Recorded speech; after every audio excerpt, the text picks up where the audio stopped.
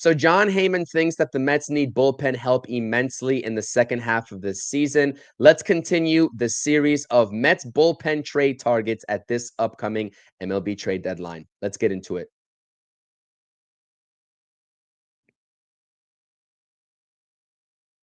What's up, Mets fans? Welcome back to the True Mets Talk podcast. It's your boy CP, and we are continuing our MLB trade deadline target series for the New York Mets at this year's upcoming MLB trade deadline. We're talking about a bullpen piece, a potential bullpen piece for David Stearns to target.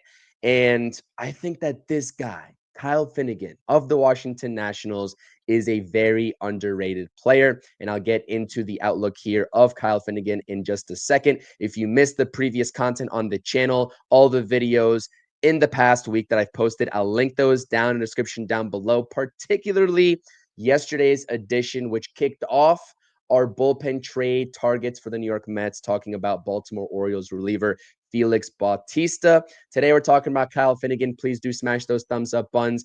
Comment your thoughts and opinions.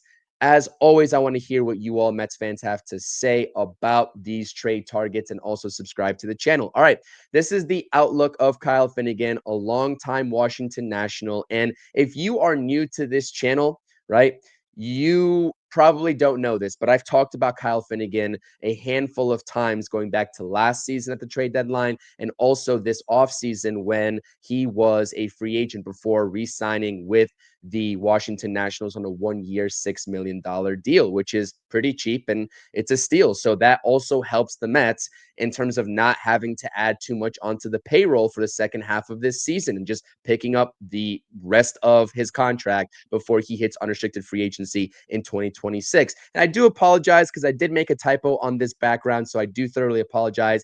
Those are not the 2023 numbers for Kyle Finnegan. Those are the 2024 numbers for Kyle Finnegan that he posted last season. And it was a pretty decent season for Finnegan, a 3.68 ERA across 63 and 2/3 innings pitched. But it was a little bit of a down season according to his standards. And we are seeing why he is and should be a very hot commodity, I would say, at the trade deadline for contending teams around the league, because he is off to a great start in this 2025 campaign across 34 and a thirds innings pitched so far to start the season with a 2.36 ERA. He's lowered the FIP, which is your advanced metrics, your predictive statistics right there, immensely from last season, which was at 4.25, going down to 3.23. Walks and hits per innings pitched. The walk rate is the most important thing. Now, the difference here between Kyle Finnegan and a guy like Felix Bautista is that you have an inverse relationship between strikeouts and walks. So you pick which type of pitcher you would rather have on this team. And this is probably what David Stearns is also assessing when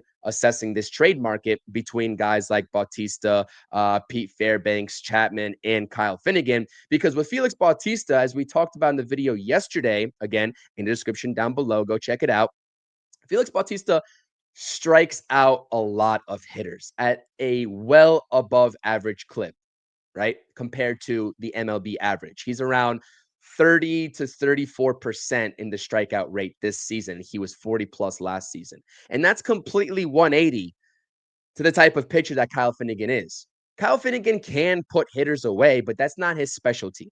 That's not his specialty at all. But the difference here is where Kyle Finnegan provides the advantage is that his walk rate is not nearly as high as Felix Bautista's. And he usually doesn't work with that much traffic on the bases because he doesn't walk that many hitters. And to see the walk rate for Kyle Finnegan go from 8.9 in 2024 to 7.4 in 2025 thus far is a really great sign. Again, with his arsenal, the fastball is electric.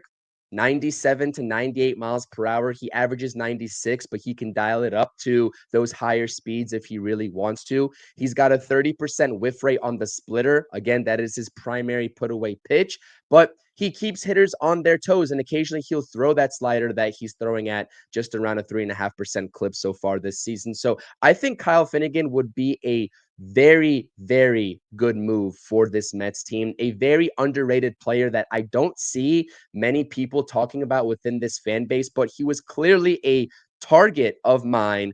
We were talking about free agent targets for the bullpen this past offseason. Now the Mets have the perfect opportunity to see how he has played in the first half and make their decision. And if you want to talk about an organization that is going to be sure sellers at this deadline, it's the Washington Nationals, as they just cleaned house organizationally within their front office, firing their GM, Mike Rizzo. A lot of Nationals fans are pissed off about that, and I do understand that because Rizzo delivered a World Series for them back in 2019. But a complete change up at the top for the Nationals. They're going to be fire sellers at this deadline, and you can get a very cheap contract with a good player in Kyle Finnegan and probably not have to give up too much, not having to dip too much into that farm system, as I do think that he would be a lot more of a cost-effective option rather than a guy like Aroldis Chapman that we might talk about or we might not, because I just don't know how plausible it is to see the Red Sox let go of Aroldis Chapman when they are right there in the thick of things, both in the American League East and also in the American League wild card. So let me know what you all think in the comment section. Subscribe to the channel as always. I really want to just facilitate this conversation, so please let me know in the comments. I definitely appreciate it. Subscribe for more of these trade target videos that I'll be releasing over the next few weeks as we head closer into the MLB trade deadline cutoff period. But as always, let's go Mets. New series starts tonight. The post-game show is going to be live on the channel. Come check us out later tonight. I definitely appreciate it. Let's go Mets.